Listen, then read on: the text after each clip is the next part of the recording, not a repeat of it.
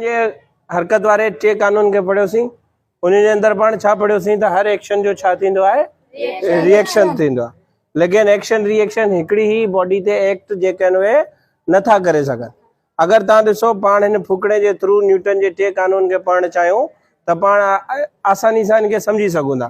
थींदो छा त हिन वक़्तु हिन में छा भरियल आहे हवा भरियल आहे।